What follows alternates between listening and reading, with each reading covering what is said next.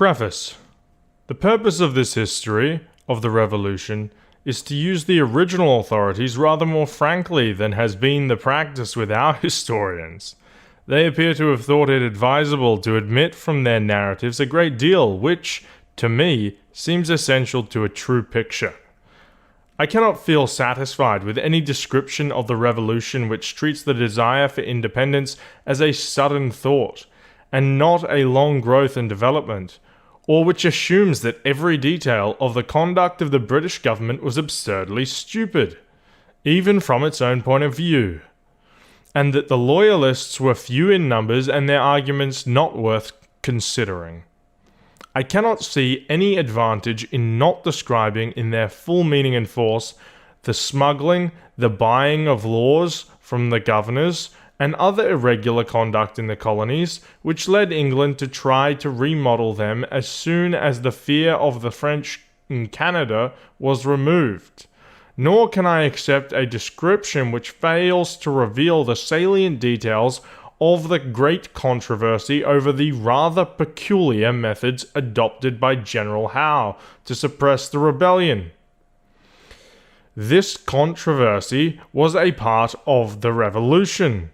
It involved the interesting question of Howe's instructions from the ministry and the methods which the ministry intended to use with the revolted colonists. Whatever we may now think of Howe's conduct, and in whatever way we may try to explain it, the fact remains that it was once a subject which attracted universal attention and aroused most violent attacks upon him in England and among the Loyalists in America. Some of these very plain-spoken arraignments, with the evidence in support of them, can still be read in the writings of Galloway, Van Schaik, and others, or in Howe's own defense, which some thought was the strongest argument against him. Why should these documents and the evidence taken before the Parliamentary Committee of Inquiry be concealed from the ordinary reader, with the result that if by chance he turns to the original authorities, he is surprised to find that the revolution there described is entirely different from the one in which he had been taught to believe? Some of us might possibly not accept these attacks upon Howe as just or well-founded. They might think that his reply, which we can still read in his published narrative, was a complete defense and justification. There is no reason why we should not adopt any opinion or explanation which seems best.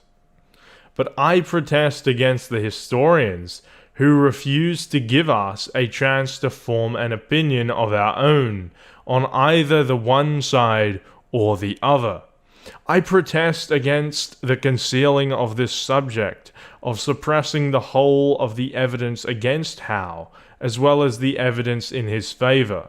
And I protest because his conduct necessarily produced momentous results in the revolution.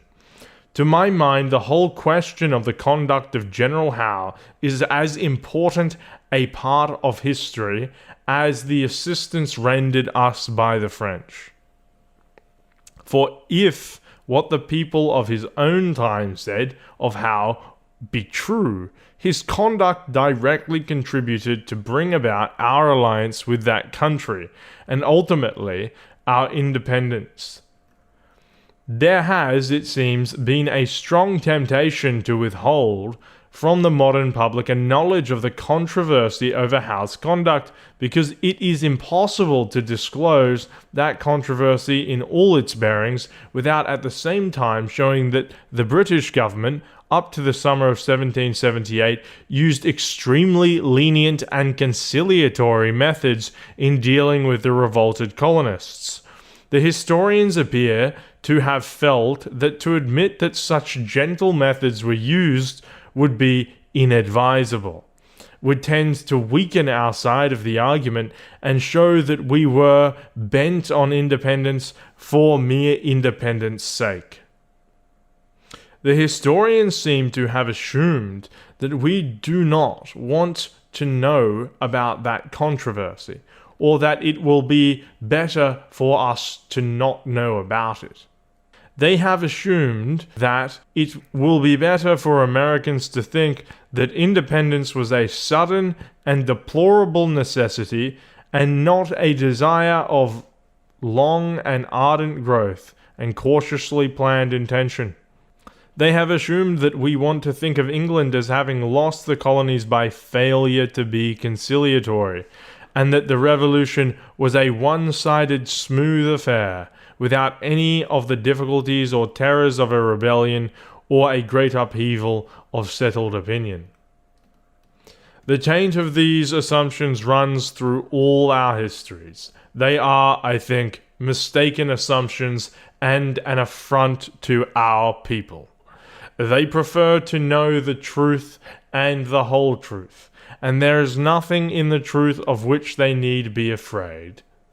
Having decided to withhold from the public a knowledge of the contemporary opinion of Howe, the historians naturally conceal or obscure his relations to the Whig party, the position of that party in England, its connection with the rebel colonists, the peculiar difficulties under which the Tory ministry laboured, and their instructions to Howe on the conduct of the war.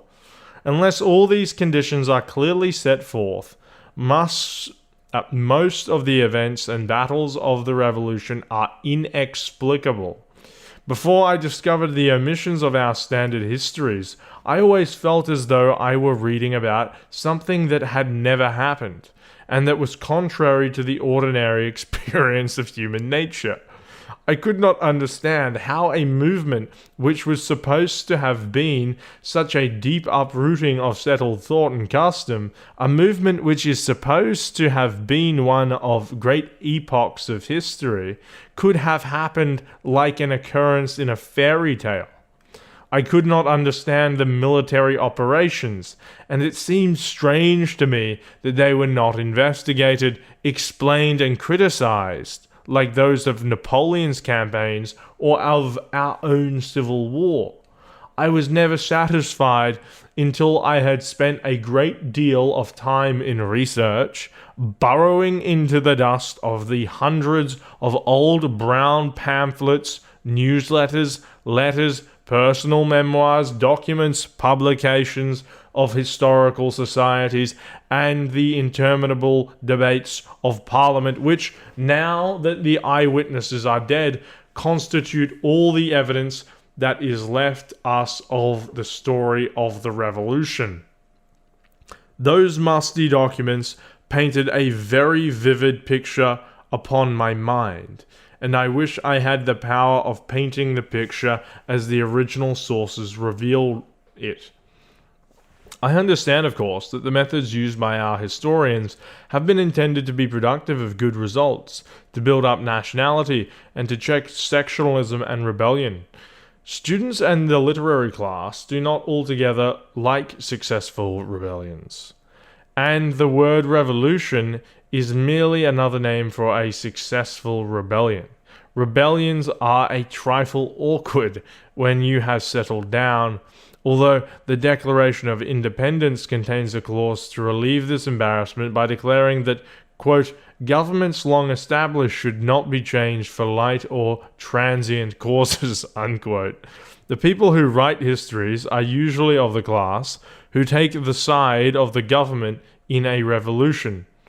And as Americans, they are anxious to believe that our revolution was different from others, more decorous, and altogether free from the atrocities, mistakes, and absurdities which characterize even the Patriot Party in a revolution.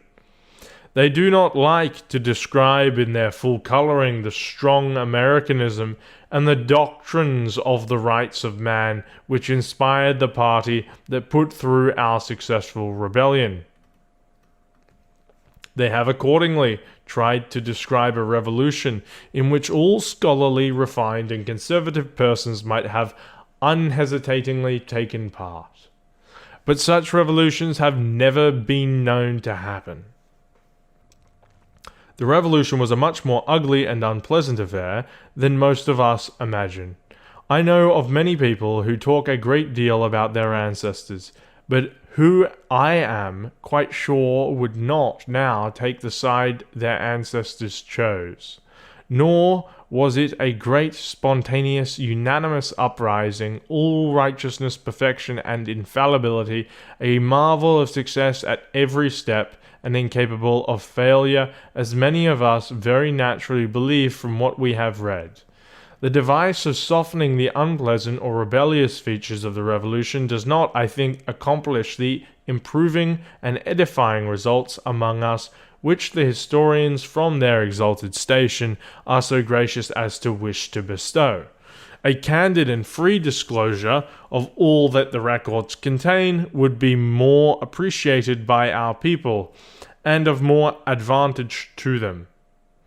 They are as fully competent to judge of actions and events as any one of their number who takes upon himself the tasks of the historian. It will be observed that I invariably speak of those colonists who were opposed to the rebellion as Loyalists, and not as Tories. They never fully accepted the name Tory, either in its contemptuous sense, or as meaning a member of the Tory party in England. They were not entirely in accord with that party. They regarded themselves as Americans who were loyal to what they called the Empire, and this distinction was, in their minds, of vast importance. I have labored to describe them strictly from their own point of view, with the arguments, facts, principles, and feelings which they used in their pamphlets and documents, and I give them the name which they preferred. They were far more numerous than is generally supposed, and on the difficult question of their numbers I shall give my readers the advantage of all that I can find in the records. In the illustrations of this volume, I have for the most part avoided reproductions of portraits, because they are apt to be misleading. I have given, however, the portraits of two Loyalists, whose fine clothes do not perhaps misrepresent them.